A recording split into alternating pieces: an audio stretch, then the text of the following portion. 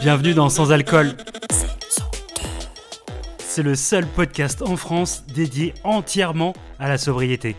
En 3 mots, on assume, on inspire, on transforme. Sans alcool. Alors bonjour et bienvenue dans le podcast Sans Alcool. Aujourd'hui, j'ai l'énorme chance de recevoir Laurence Cottet. C'est pour moi une guerrière. Ça a été la première révolutionnaire qui a mis au grand jour le sujet de l'alcoolisme au féminin. Elle a profité de son histoire, elle s'est mise en pâture pour justement casser des portes, ouvrir la voie. Laurence, c'est la créatrice du Janvier sobre en 2019. Elle a écrit un bouquin qui est extraordinaire, qu'il faut absolument lire, qui est Non, j'ai arrêté. Elle est patiente expert en addictologie au CHU de Grenoble.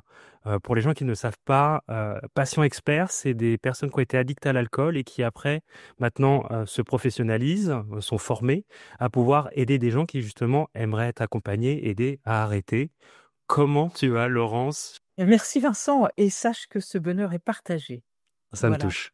Je suis hyper content d'avoir quelqu'un comme toi, plus jeune que moi, et qui fait le relais, justement. J'allais dire, le relais est assuré, hein. Je vois de plus en plus de jeunes de ta génération, hommes, femmes, qui voilà, exposent également leurs propres souffrances, leur propre expérience avec l'alcool et autres produits psychoactifs.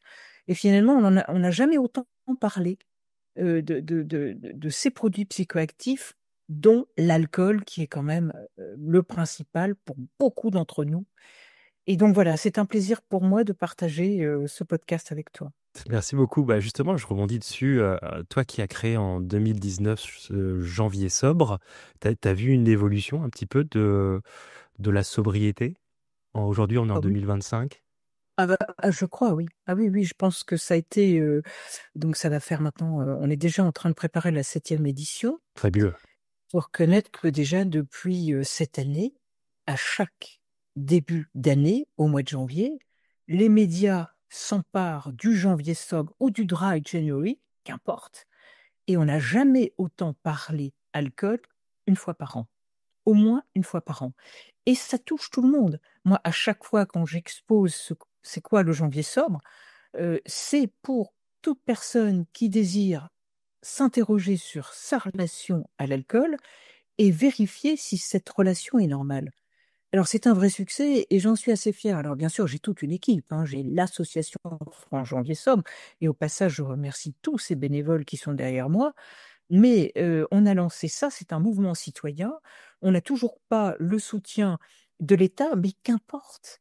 À partir du moment où on est passionné et que c'est un passage d'expérience pour éviter aux 60 millions de Français de tomber dans une maladie grave, la maladie alcoolique dont on va parler, eh bien, c'est un succès. Bravo. Et justement, en parlant d'outils, il faut que je dise aux auditeurs que j'ai eu la chance de regarder Des jours meilleurs en avant-première. Et à un moment dans le film, qui je vois?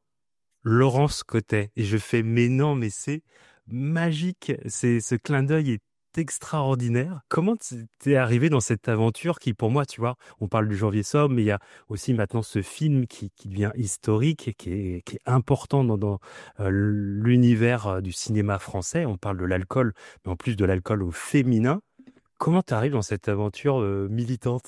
C'est la providence, en fait. C'est un coup de téléphone il y a 2 ans et demi de la réalisatrice Elsa Bennett qui me dit, voilà, on réalise un long métrage sur l'alcool au féminin et on souhaite ne pas se tromper.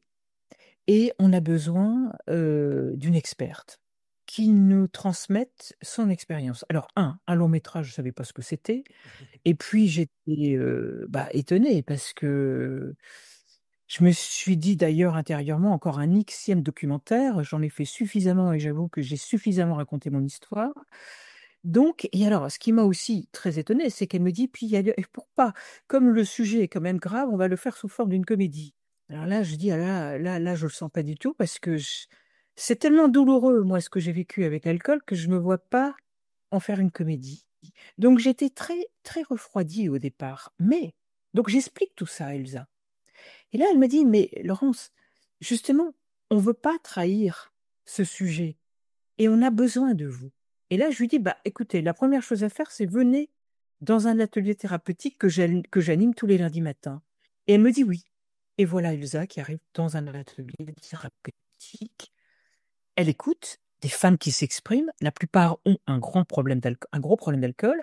Et voilà notre Elsa qui prend la parole et qui commence à parler d'elle et de l'expérience qu'elle a eue dans son entourage. Alors, je ne peux pas en dire plus parce que Bien là, les sûr. échanges ont été confidentiels, mais à l'écouter, j'ai compris qu'on avait une perle de réalisatrice et que elle voulait être sûre de ne pas se tromper sur un sujet qu'elle connaît, qui l'a fait souffrir et qu'elle voulait mettre en place un formidable outil de prévention. Et en fait, on parle d'un film pour le cinéma. C'est là où je percute.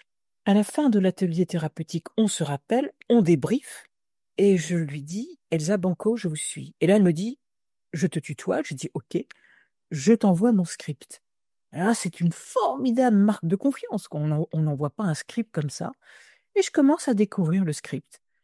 Et puis après, ça a été des va-et-vient, des modifications, des scènes que j'ai voulues, etc. Bon, ça, c'était la première phase. Si je suis trop longue, Vincent, tu me le dis, hein. Au contraire, j'adore. Ok. Je te Parce que dirais, c'est une formidable histoire. c'est au contraire, je veux que tu me racontes cette histoire. La deuxième étape, elle me dit, Laurence, on a arrêté le casting. Alors, casting, je me dis, casting, c'est le choix des acteurs. Elle me dit le nom des actrices principales. Donc, Valérie Bonneton, Michel Larocque, Sarwena Wazani. Oh, je me dis, dis donc, c'est pas mal du tout. Elle me rajoute Clovis Cornillac. Et puis, elle me dit, est-ce que tu aurais le temps de rencontrer ces personnes? Alors là, moi, je rentre dans mes petits souliers, je me dis, mais non, mais tu rigoles, mais tu sais, c'est quand même Ah, c'est impressionnant, mais bien sûr, complètement, c'est clairement. impressionnant. C'est quand même des actrices de renom. Et puis moi, je suis rien, quoi. Moi, je suis qu'une pauvre alcoolique qui a... Non, non.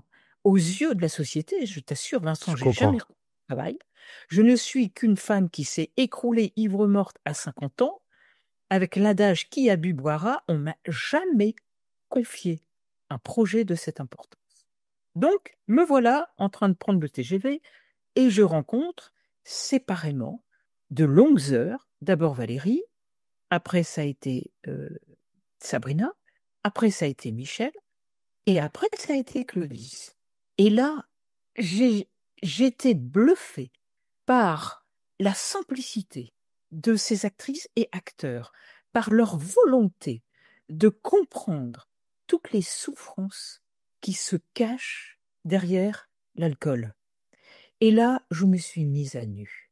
En fait, j'ai raconté mon parcours de A à Z et j'ai même dit des choses que je n'avais encore jamais racontées lorsque j'étais dans les médias. Et d'ailleurs, que je commence à raconter. Et j'arrive, moi, personnellement, dans mon histoire, au bout du bout. Pourquoi tu dirais que c'est quoi? Il y a une confiance qui s'est installée, c'est ça? Qui te C'est permet tout de... à fait ça. En fait, je me suis rendu compte que ces échanges hyper profonds et leur regard bienveillant à mon endroit me permettaient de verbaliser des souffrances que je n'avais encore jamais su faire.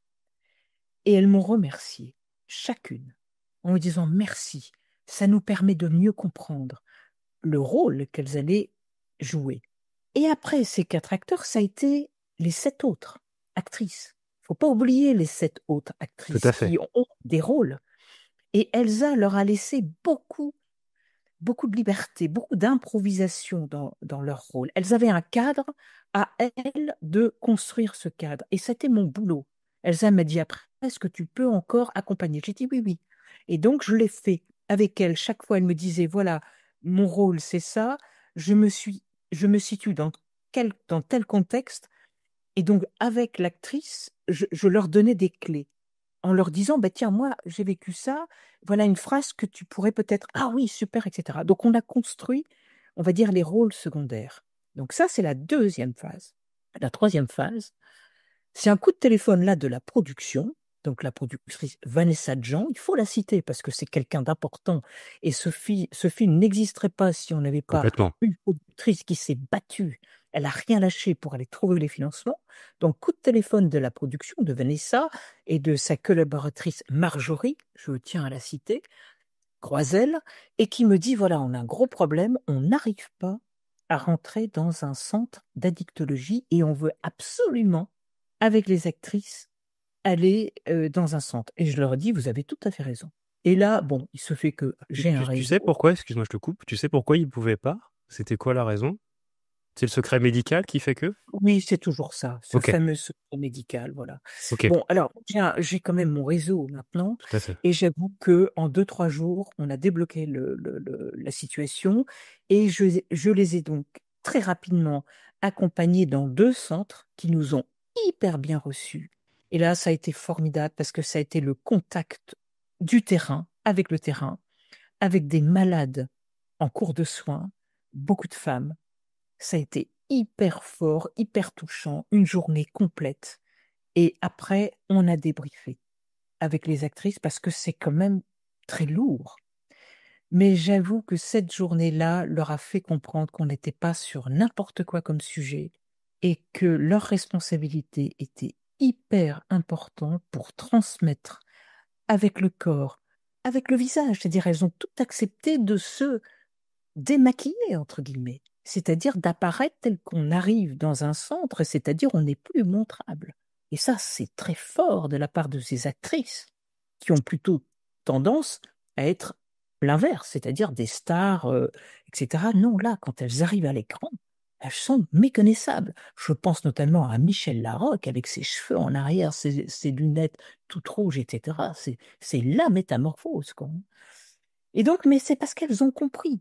Elles ont compris que pour bien jouer le rôle, il fallait démarrer par ça. Tu vois, quand je t'écoute, c'est fou parce que je trouve qu'il y a un lien qui est fort. C'est toujours le moment où on se met à nu, tu vois. Je trouve que Elsa, au moment où elle est venue partager son histoire, parce qu'elle aussi, elle avait son histoire sur ça, l'alcool, mais je pense sincèrement que même tous les acteurs ont eu, tu sais, il y a quelque chose qui a été dit, c'est que quand on a demandé, et tu vas me le confirmer, j'espère, au public qui sont venus en avant-première, si dans le public il y avait des gens qui avaient un rapport avec l'alcool ou quelqu'un qui connaissait qui avait un rapport avec l'alcool, tout le monde lève la main, tu vois? Je, con- je confirme, Et j'étais là. c'est ça, J'étais tu là. vois. Et ce qui est fou, c'est que de venir se mettre à nu, Elsa s'est mis à nu, tu t'es mis à nu aussi avec ses comédiens. Quand tu as raconté, tu me dis, tu as raconté des choses que tu n'avais jamais racontées, alors que ton histoire, tu l'as racontée enfin, de nombreuses fois, tu vois. Et je trouve que c'est toujours ça, c'est que cette sobriété, d'être sobre et naturel, d'être soi, on se livre à l'autre. Et c'est ça qui est beau, et en fait, tu vois, et ça crée des rencontres. Et toi, tu as permis cette ouverture déjà, tu as permis à ces acteurs de comprendre le sujet, de comprendre par rapport à ton expérience et à ton vécu. Et puis après, tu as ouvert les portes à d'autres rencontres, tu vois. Oui. Oui, oui, et je dois d'ailleurs au passage remercier donc les 2 cliniques, c'est les Platanes, c'est le groupe Ramsay et puis un centre Le Calme en région parisienne et qui ont été d'une hyper générosité et bienveillance pour accueillir et on n'a pas eu de problème de secret médical. Les actrices ont bien compris que pas un mot sur ce qu'elles ont vu, pas un nom. Voilà, elles ont respecté et tout s'est fait naturellement. Et les cliniques ont bien compris combien c'était important qu'un film puisse se faire, puisse se construire sur un sujet aussi important que l'alcoolisme féminin. Donc c'est une aventure humaine extraordinaire avec plusieurs acteurs. Et pour revenir à moi, je me suis rendu compte que chaque étape était thérapeutique. Tu vois, j'avais presque l'impression de continuer mon parcours de soins. Et la preuve, c'est que il y a 2, 3 jours, je me suis retrouvée sur des antennes RTL et France Culture, pour pas les citer, je sais pas si tu as eu l'occasion d'écouter, Tout à fait, et je me mets à nu. complètement. Marina Carrère-Pouce me pose des questions, notamment sur les souffrances hyper lourdes qui sont les miennes, et je lui dis, je pense sans tomber dans le pathos, ce que j'ai vécu, et je vois encore son visage presque sidéré. Mais moi, personnellement, je sens qu'il est temps de le dire parce que ça va aider des femmes qui ont eu la même histoire. Si elles ont un problème avec l'alcool parce qu'elles ont pris l'alcool comme un psychotrope, Ça va les aider à franchir la porte d'un centre d'addictologie. Et je me rends compte que si j'avais pas fait ce film, j'aurais pas été comme ça, ni sur RTL, ni sur France Culture. C'est fou, hein, parce qu'à chaque fois, le chemin, tu vois, qu'on prend, notre chemin de vie, je trouve qu'il n'y a pas trop de hasard, tu vois. Après, des fois, ça doit prendre le temps, mais c'est fou comme après, ça devient limpide. Tu te dis, ah, mais il fallait que je vive cet instant présent, il fallait vivre cette expérience pour après pouvoir vivre une autre chose et encore une autre ouverture de moi. Je trouve que c'est fou, tu vois, que ça soit lié comme ça. J'ai compris une chose, c'est que moi ça fait 15 années quand même que je n'ai plus touché à une goutte d'alcool. Mais il m'a fallu 15 années pour me reconstruire. C'est pas parce que tu arrêtes de boire que tu as solutionné tes problèmes. Je l'explique très bien sur France Culture. Non, je suis tombée après dans la nourriture, donc boulimique vomisseuse, descarification, ça je l'ai pas dit, mais tu verrais mes bras, etc. C'est pas simple de régler tout ça. Et pour revenir à ce film, lorsque, à la fin du film, et je te l'ai pas encore dit, mais on termine la première semaine, on est à 200 000 entrées, ce qui est un succès C'est sur un fou. sujet aussi grave. 200 000 entrées. On m'a donné le droit de te donner le chiffre. Oh là là là, c'est complètement fou. C'est C'est fou. complètement fou. Voilà. Et, et je veux l'origine de ça. Quand tu reçois le scénario, quand tu lis le scénario, c'est quoi tes émotions? Est-ce que tu te retrouves dans des personnages?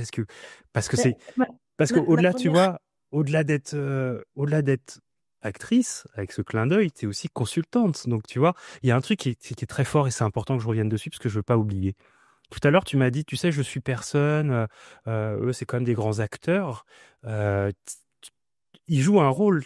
C'est fort qu'ils soient là et je trouve que c'est génial parce que c'est des acteurs populaires et qui vont justement permettre à des personnes de s'identifier. Et je pense que c'est par là qu'on va aussi normaliser les choses parce que quand on aime un acteur, s'il met en avant quelque chose de positif, et ben on a envie de positiver. Donc je trouve très très fort et très rebelle. Mais la vraie rebelle, ça a été toi il y a 15 ans.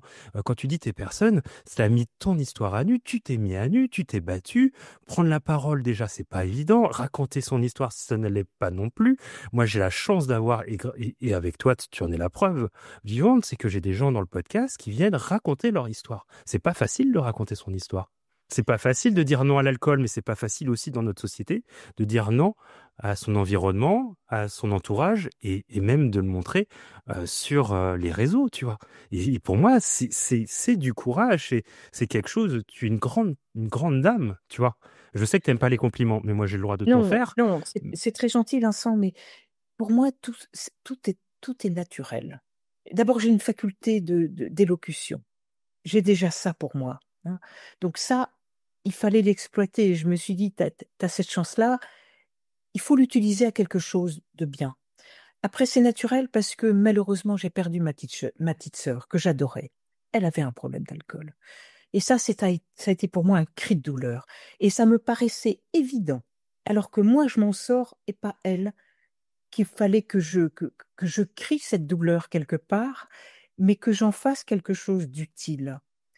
Et pour revenir au film, la quatrième étape, puisque tu parles du petit clin d'œil à la Hitchcock, hein, ça a été la quatrième étape. Donc, on visite les centres. La quatrième étape, coup de téléphone d'Elsa, un dimanche après-midi. Laurence, on te pressent pour le rôle de Colette. Alors, moi, je dis, mais attends, je suis pas comédienne. Mais au fond moi-même, j'étais ravie. Et il me dit, mais justement, on va te faire passer un casting. Je dis, un casting. Et me voilà en train de passer le casting. Bon, mais quelle aventure! Mais du coup, ça me permet d'être sur le tournage et de nouveau de rencontrer les maquilleuses, les coiffeuses, les actrices forcément. Enfin, mais quelle aventure, quoi! Tu sais, je trouve C'est que la vie, c'est des rencontres et c'est des échanges. Tu as échangé ta vie et ton professionnalisme et tout ce que tu as vécu à ces comédiens et toi, tu deviens comédienne. Tu vois, c'est comme si on s'offrait des cadeaux, tu vois. Et je trouve ça extraordinaire. Ces Tu viens de comédiens, dire tu viens de dire quelque chose de très juste, Vincent. C'est moi qui te coupe. je t'en prie. C'est comme si on reçoit des cadeaux. Mais justement, lorsqu'on sort d'une addiction telle que l'alcoolisme, la vie n'est qu'un cadeau. Moi, je résume tout. Tu vois, je l'avais jamais encore dit ça, mais aujourd'hui, cette vie sobre est un cadeau. Et c'est pas terminé, parce qu'on m'a reconsulté maintenant pour un nouveau coaching d'une actrice, de nouveau sur un problème d'alcool féminin. Donc, je vais retourner dans 15 jours. Alors, je ne peux pas tout dévoiler, Non, non, non. mais tu te rends compte? Tout ça grâce à Elsa, grâce à Vanessa. Et c'est pour ça que quand elle me remercie chaque fois du temps que je donne, parce que je répète, c'est du bénévolat et ça restera du bénévolat. Et je leur dis à chaque fois, mais vous vous rendez pas compte, pour la première fois, toute une équipe m'a refait confiance. J'ai retrouvé une place dans la société, ce qui ne m'avait jamais été offert jusqu'alors, quoi. Hein. Tu vois, c'est ce qui est très beau. Moi, je parle souvent de ma dyslexie et que pour moi maintenant, enfin avant c'était un handicap et je trouve que maintenant c'est une force. Tu vois, ta force à toi, ton originalité, c'est l'élocution, comme tu dis, et c'est clair. Et c'est ça qui est cool, c'est que on peut, chacun nos différences, en fait, on se les partage, on se les donne. Et quand tu dis, tu sais, j'ai la chance que Elsa m'ait appelé, pour moi, il n'y a pas vraiment de chance. Il y a 15 ans, t'as commencé ce combat et ça a été pas facile, ça a été dur. Tu t'es mis, même si tu es très humble en disant, voilà, j'ai l'élocution et je peux parler en public et je sais m'exprimer. Parler de soi, c'est pas évident. C'est en plus un sujet qui est tabou, donc tu es pionnière. On en parlait tout à l'heure de ton livre, mais il y a des gens qui ont des choses pas bien, qui sont, tu vois, et tu t'es battu. Et en fait, je pense pas que dans la vie on mérite des choses, mais tu es légitime. Et c'est ça que moi je veux pas le laisser tout à l'heure que tu dises, moi je suis personne. Tu n'es pas personne. Tu t'es, tu t'es battu, tu t'es mis en pâture, tu t'es mis en danger, tu t'es mis à nu. Et c'est pour ça qu'en fait on t'aime au final, parce que tu es vrai, tu vois. J'ai vraiment beaucoup de chance. Moi, je suis très émue à t'écouter, Vincent, parce que c'est vrai que je reviens de loin. Mais quand tu as la chance d'être toujours vivante, avec tout ce que j'ai bu, c'est effroyable, sans séquelles, sans séquelles au niveau du cerveau et physique. Et quand je pense à ma petite sœur que j'adorais, qui, elle, n'a pas eu cette chance-là, mais la question se pose pas. Je dois continuer. Et là, je repars au début de mes propos. Je suis ravie de voir des jeunes comme toi, comme toi. Et je pense aussi à Charline Perronnet. Je pense Oui, que tu l'as connue. que j'ai eu dans Charlotte. le podcast. Ouais, oui. Que... Et voilà, que j'ai aussi invité à une avant-première. Comme ça, j'ai pu enfin la À toucher. rencontrer. Ouais. Et voilà, c'est formidable. C'est des jeunes aussi qui ont des choses à dire et qui suivent maintenant dans le sillage. Donc voilà, on en est qu'au début et il fallait que ça se fasse sur un sujet aussi tabou. L'alcool, alors féminin, mais il y a énormément d'hommes qui vont aller voir le film et qui se Tout à retrouvent. fait, tout à fait. Oui, oui, oui, Ouais. clairement. Et il y a Clovis, Clovis Cornillac qui joue Denis dans le film, qui est justement aussi patient expert hein, pour le coup. Et c'est pour ça que moi je trouve que ça fonctionne bien parce que parler à des gens de la santé c'est important. Elsa le disait, il y a des gens qui donnent leur vie et pour justement aider des personnes qui sont malades. Ça, il faut les remercier. Moi, je remercie aussi, j'en profite, les pompiers qui m'ont ramassé, la salpêtrière qui m'a opéré. Enfin, voilà, c'est des gens qui ont du cœur et qui donnent leur cœur à d'autres personnes pour que ils aient la santé. Donc, je trouve ça dingue. Et il y a aussi ces patients experts comme toi qui prouvent qu'en fait, c'est du concret. Laurence, elle a été dans l'alcool, mais elle s'en est sortie. Et ça, je trouve que c'est fort, tu vois. Vraiment, d'avoir quelqu'un qui a vécu. Et ces Denis qui sont dans ces centres, au final, on devient tous un peu ces Denis, parce que toi, tu es un Denis, j'en suis un aussi, et on prouve par les actes que les mots sont importants, il faut valoriser les gens, je pense que c'est hyper important. Tu le disais tout à l'heure, j'ai transformé quelque chose de négatif en positif, mais on parle d'alcool, mais ça pourrait être tellement n'importe quel sujet. C'est tellement fort de pouvoir vivre des choses, de se relever et de dire, OK, ça, j'ai vécu ça, mais je vais le transformer. Ça n'a pas été simple, ça n'a pas été facile, mais je vais le transformer en positif. Et ça, c'est fort, parce que c'est des choses que souvent qu'on se donne. Tu vois, moi, le podcast sans alcool, c'est un outil que j'aurais aimé avoir. Donc je me l'offre. Tu parles de guérison, mais quand je discute avec toi ou quand je fais plein d'épisodes avec ces personnes qui se mettent à nu comme toi, qui parlent de leur, qui vont ouvrir des petites des consciences ou mettre des petites graines à d'autres, et ben on s'entraide et c'est un cadeau que je me fais, c'est un cadeau qu'on s'offre et on avance. Je trouve ça fou et je trouve ça génial et que tu me dises voilà, j'ai déjà une actrice qui m'a contacté parce que on ouvre les portes. oui, oui. Voilà. Et je pense que ça donne beaucoup d'espoir. Et d'ailleurs, pour revenir sur Denis, c'est vrai que moi, je suis le Denis version féminine. Complètement. Et j'ai eu cette chance de voir les dialogues. Hein. Il y a quelques phrases quand Denis dit ça n'est pas un coup de calife dans le contrat moral de l'abstinence qui fait que, c'est une phrase que j'ai voulu, tu vois. Et Elsa l'a reprise. Quand il explique à Valérie Bonneton qui a rechuté, tu dois accepter ta maladie, tu dois arrêter de lutter contre elle, c'est de l'éducation thérapeutique. Et Elsa, voilà. Donc, c'est vrai que ce Denis, c'est toi, c'est moi, c'est beaucoup d'autres. Hein. Moi, je l'ai fait parce que je connais plein d'autres patients experts. Et c'est de l'espoir que l'on donne, quoi. Vous pouvez vous reconstruire et redonner après de l'espoir à d'autres personnes. Hein. C'est vrai que ce film est très bien monté, je crois. Et alors, tu as fait une allusion aux pompiers, etc. Bah, il faut aussi parler du docteur Matisse dans ce film.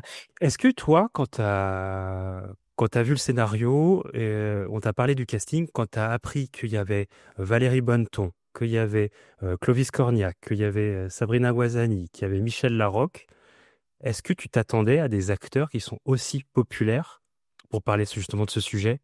Est-ce que ça t'a bluffé? Non, en fait, non, en fait, j'avoue que j'avais pas d'a priori. Ça m'a pas. Je me suis dit, dis donc, c'est pas n'importe quoi, c'est pas n'importe qui. Ça, c'est vrai. Ça m'a d'ailleurs beaucoup impressionné, je l'ai dit. Et après, tu sais, quand tu rencontres ces personnes-là, mais c'est des personnes comme toi et moi. Hein. Elles sont arrivées, pas maquillées, en jean. Mais j'étais même trop maquillée, trop voilà. J'ai l'impression. Mais non, mais c'est des gens hyper simples. Lorsqu'elles travaillent leur rôle, etc., c'est des gens comme toi et moi. Et puis après, je crois qu'elles, comme je l'ai dit, ils ont vraiment tout fait pour que moi je sois à l'aise. Parce que j'avoue que j'étais impressionnée. Et tout s'est fait très naturellement. Pour moi, j'ai oublié qu'elles étaient populaires. C'était comme si c'était toi et moi. Hein. Et ça n'est que maintenant que je vois le film que oui, effectivement, c'est vraiment des gens populaires. Et après, bon, je les remercie parce qu'elles se sont elles se sont impliquées dans la promotion du film.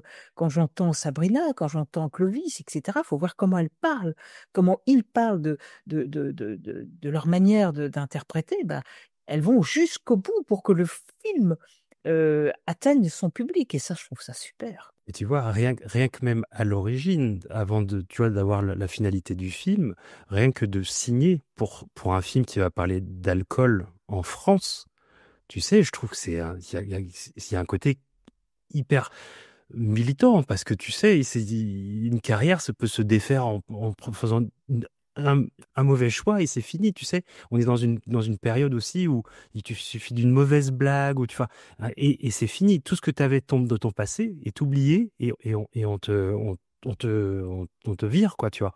Donc, je trouve que des acteurs aussi populaires qui se mettent un peu en danger en disant, voilà, j'accepte ce projet, même qui parle d'alcool, alors qu'on est en France et que c'est un sujet qui est tabou, qui est compliqué, il y a toujours un débat dessus. Je trouve que c'est par là qu'on va pouvoir normaliser les choses. Là, je t'écoute, Vincent, parce que tu vois, je me suis pas posé toutes ces questions. Ok. Pour moi, c'était tellement évident qu'il fallait faire le film. Et après, en fait, je les ai rencontrés très, très en amont, ces acteurs. Très, très en amont du film. Et je pense que quand elles ont entendu mon histoire, je pense qu'ils se sont tous dit, il faut faire le film. Parce que je pense qu'en fait, on croit toujours que l'alcoolisme féminin, c'est la pochetronne d'un milieu un peu plus défavorisé, hein, et on la cache. Mais non, c'est arrivé à moi-même, Laurence Côté, cadre supérieur dans un grand groupe. Et donc, je leur ai raconté. Et je pense qu'elles se sont toutes dit, y compris Clovis, oh, ça peut nous arriver. Et en fait, ce que ces acteurs ont ressenti, moi, j'avais déjà vu, puisque je passe beaucoup dans les médias, que des journalistes de renom se posaient aussi la même question en se disant, oh, voilà. Donc, je pense qu'on est en train de se rendre compte que ça peut arriver à n'importe qui de tomber aussi bas à cause de l'alcool. Donc, il est temps de donner toutes les informations sur ce qu'est l'alcool. Et mon combat n'est pas contre l'alcool. Je dis pas aux gens ne buvez pas.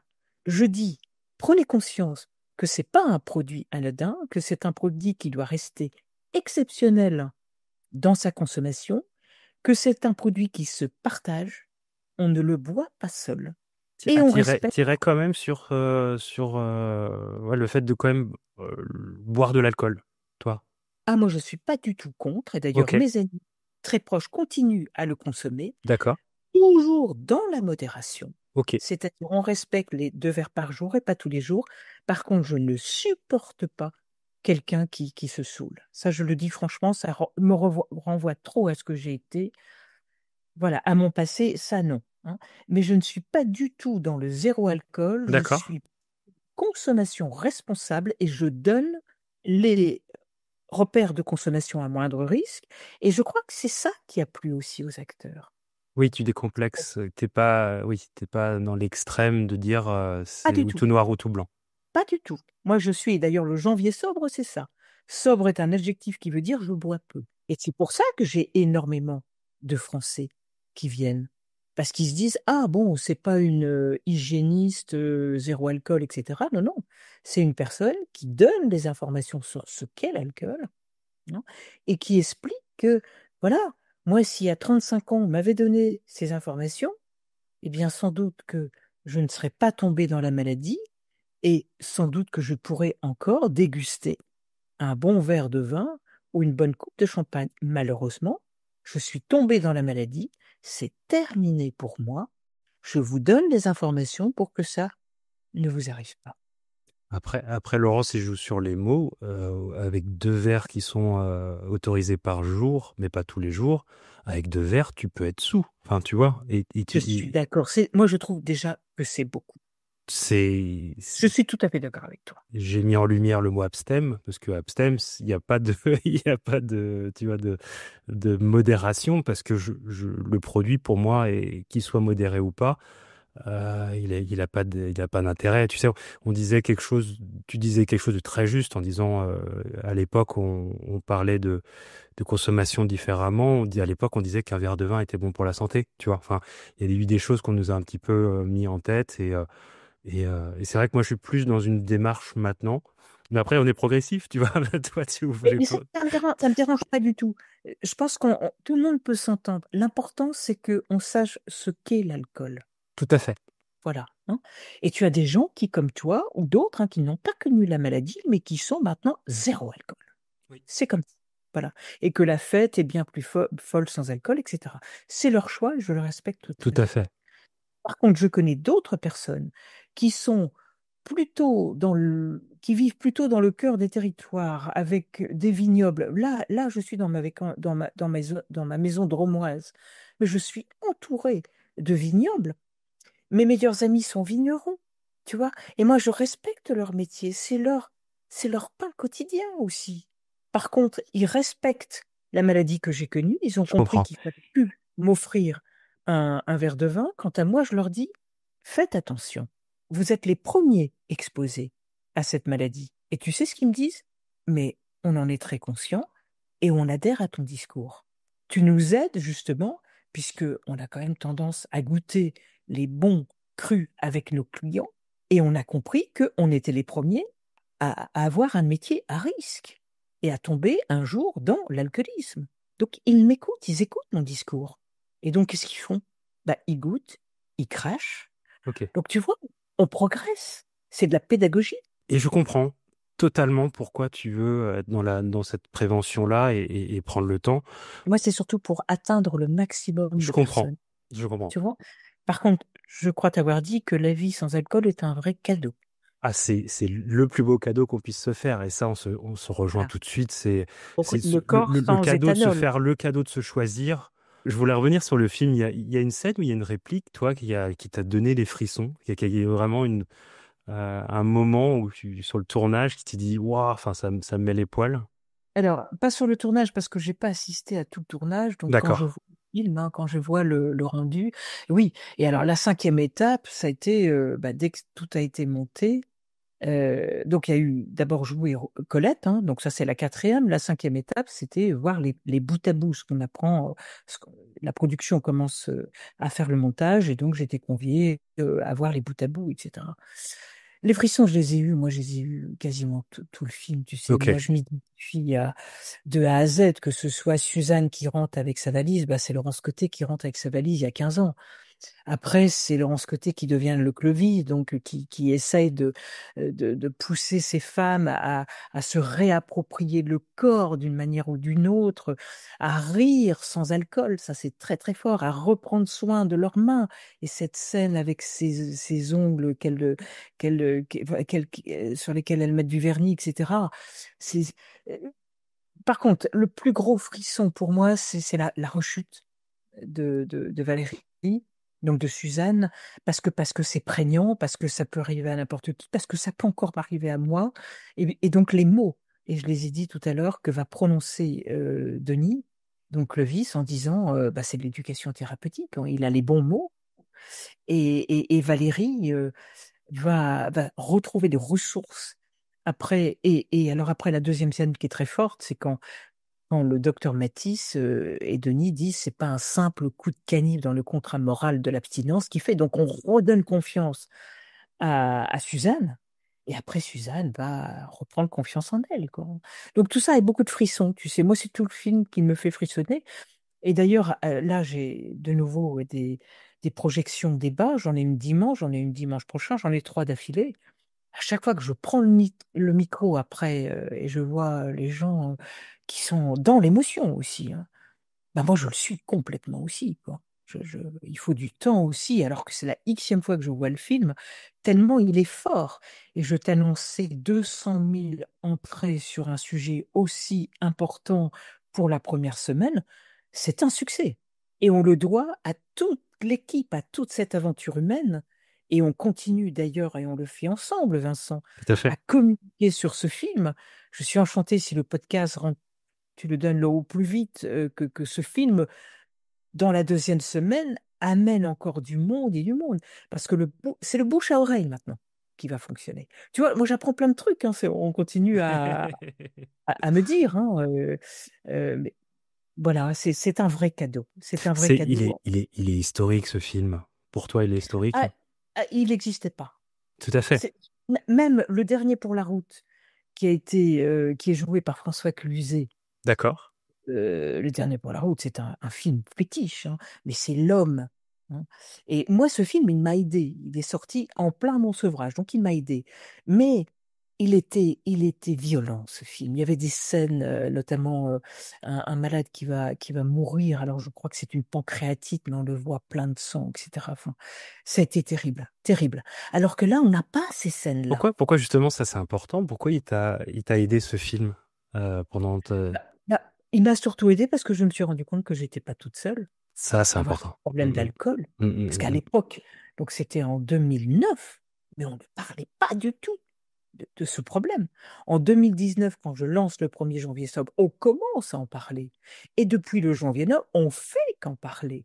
On est en train de dire c'est une maladie, ça arrive à n'importe qui, c'est une maladie chronique qui se soigne, et ça n'est pas une maladie honteuse. Et ce film en est une révélation. Et tu as prochainement aussi un documentaire qui va sortir, qui va être diffusé le 13 mai prochain sur France 5 et qui a été dirigé par Marina Carrère d'Ancos. Ok. Je suis dedans, mais je ne l'ai pas encore vu. Je vais le découvrir comme tout le monde le 13 mai.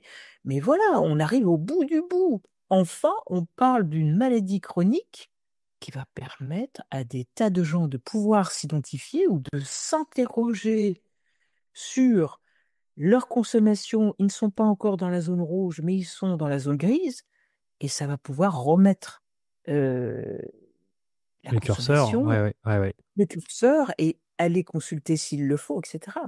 Donc effectivement, c'est historique.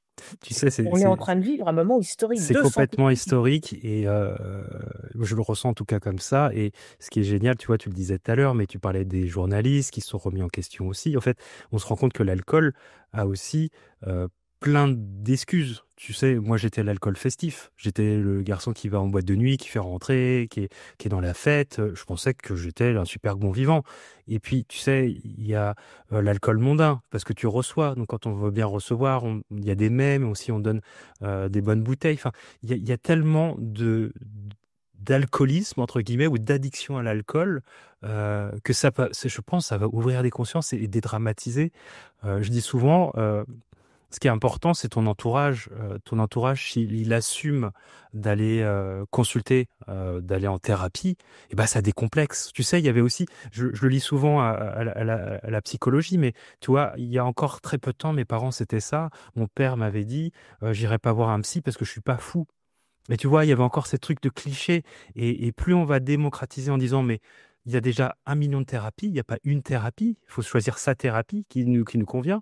Et plus on va dédramatiser en disant, mais voilà, il y a Michel, lui, il va voir un psychologue parce qu'il y a des choses à réguler, peut-être sa jeunesse, ou Virginie, elle va voir un addictologue ou une addictologue parce que bah, elle fait attention au sucre. Enfin, plus on va dédramatiser, plus on va normaliser les choses, plus on va se faire du bien, tu vois. Et plus on ouvre la parole et on normalise les choses, plus, plus on avance. Et ça, c'est des pas de géant. Tu vois, t'as 15 ans entre guillemets, de combat et on arrive, et tu vois, on arrive à ça où tu es consultante et c'est important parce que grâce à toi et grâce à tous ces comédiens, mais bah, on est entre la fiction, mais en même temps, on est dans le documentaire parce que c'est tellement juste, tu vois. Et Oh, plus c'est juste, plus en fait on est touché et plus on se dit, voilà. Et je pense que plus on s'identifie, plus ça nous touche. Et grâce à ce film, ça va dédramatiser aussi dans le monde du cinéma, dans le monde des médias, du journalisme. Je sais que Elsa m'a dit, ça n'a pas été facile. Les médias, c'était pas évident.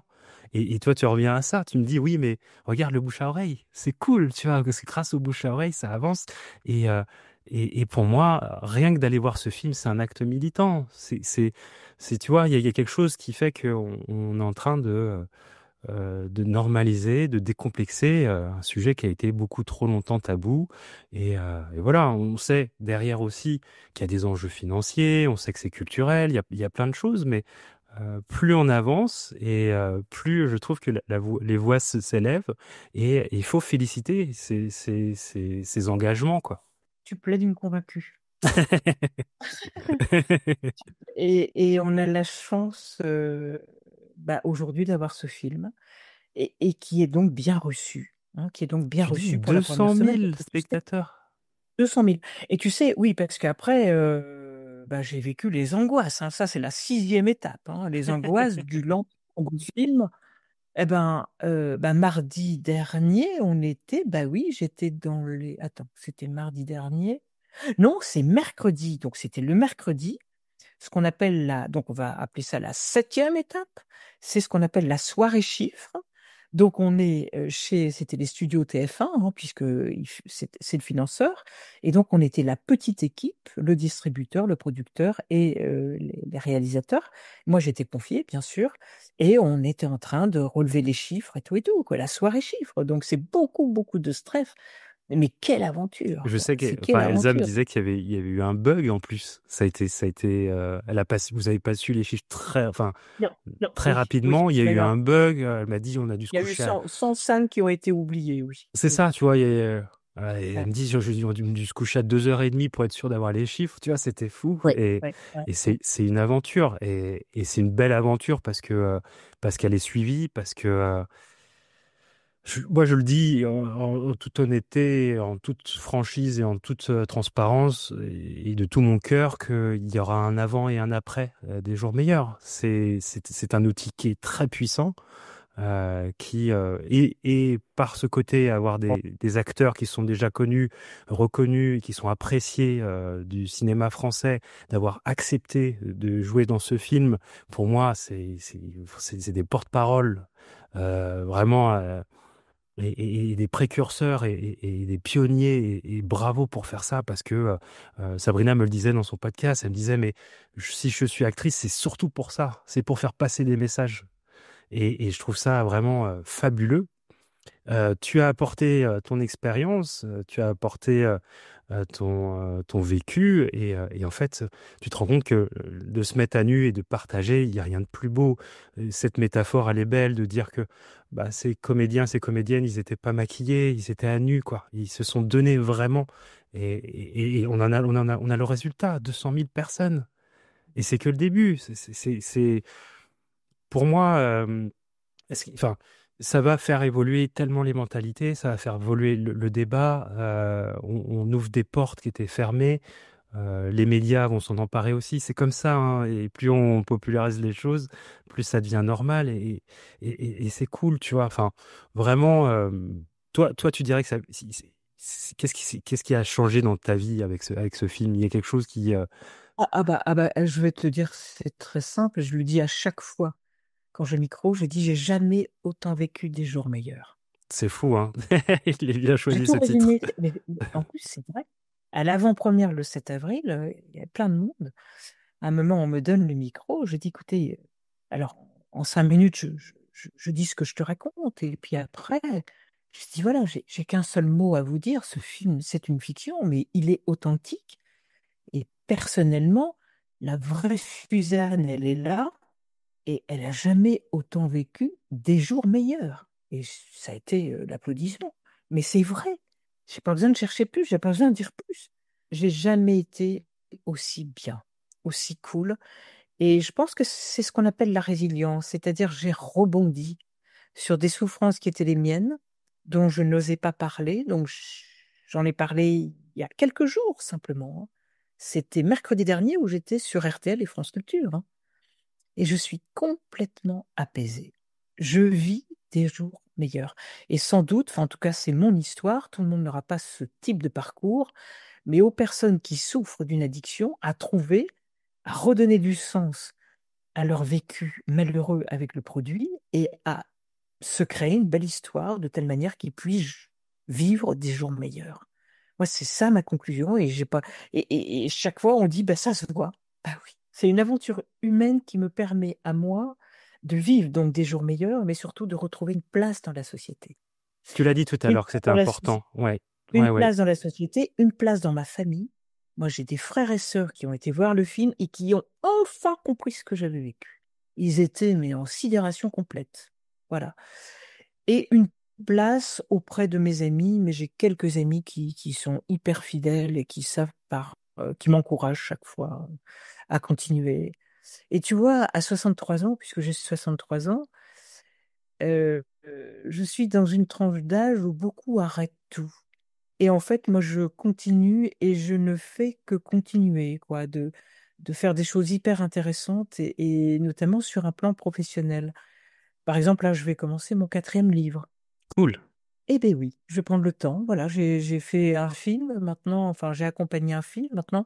Allez, je me mets, ça fait un temps fou que je voulais le faire. Je cherche ça va être un livre à 4 mains, donc je crois avoir trouvé l'autre personne avec qui j'ai envie d'écrire le livre. Mais voilà, c'est encore une nouvelle aventure, tu vois. Et toujours sur le même sujet, hein, les addictions chez la femme, forcément. Mais donc voilà, c'est des jours meilleurs qui se profilent. Est-ce que tu dirais que, avec ton expérience et ton vécu, que en fait la vie c'est des cycles? Ah, il y en a qui disent ça, hein, c'est des croyances. Moi, pour moi, c'est une continuité. Ok, Par contre, je suis tout à fait d'accord avec toi. On revient à son enfance. Et c'est vrai que je me suis reconstruite en me souvenant deux, trois choses qui pour moi étaient très importantes. Quand j'étais petite, par exemple, les animaux. J'étais toujours avec des chevaux et des poneys. Bon, là, j'ai passé l'âge, mais aujourd'hui, j'ai 3 chiens. Et d'abord, je suis super contente parce qu'on les entend pas. Mais voilà, je ne pourrais pas vivre sans eux, tu vois. Et ils me demandent du temps, je leur donne du temps, à chaque fois 4 5 heures par jour.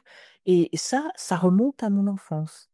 est-ce que c'est la souciance et la simplicité peut-être, tu sais?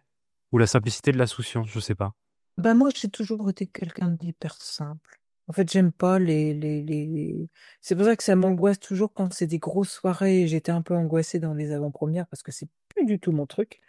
Mais ça s'est très bien passé. Moi, non. Moi, c'est la simplicité. Là, tu devrais voir, je vis dans une maison de pierre, en bois, petite, mais bon, voilà, c'est en pleine nature. On entend les cigales, là, ça y est, ça arrive. Voilà, les oiseaux. Je suis pas encore allumé la télévision depuis ce matin. Voilà, et mes chiens sont là. J'ai vu personne. J'attendais ce podcast. J'ai eu quelques appels, mais c'est tout, quoi. Et j'ai jamais été aussi bien. J'ai jamais été aussi bien. Donc, j'ai toujours été quelqu'un d'hyper simple, hyper solitaire aussi. Mais j'aime bien des beaux projets, hein, parce que tu imagines bien, accompagner ce film, c'était beaucoup de monde quand même, Tout à hein, fait. hein. Mais c'était pour un projet qui avait du sens.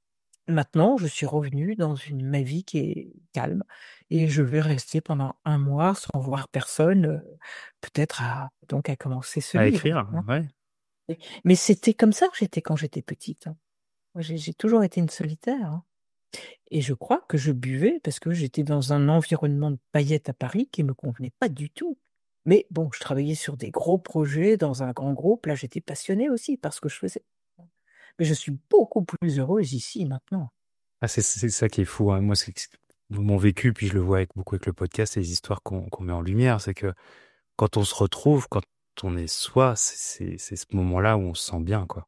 On a souvent voulu cacher des choses ou fuir, ou l'alcool a été un moyen pour être une autre personne, ou pour coller à la société, ou pour trouver sa place. Tu vois, tu le dis, hein, tu sais, et puis on nous a vendu des choses. On nous a vendu, tu vois, Oui, surtout oui, ta période où la carrière est importante, avoir oui un et puis poste pour aller élevé, avoir de l'argent, et au final, tu te rends compte que c'était peut-être pas du tout ce que tu voulais. Et qu'en fait, tu es hyper équilibrée et heureuse et naturelle quand tu es dans la nature avec tes chiens. Enfin, tu vois.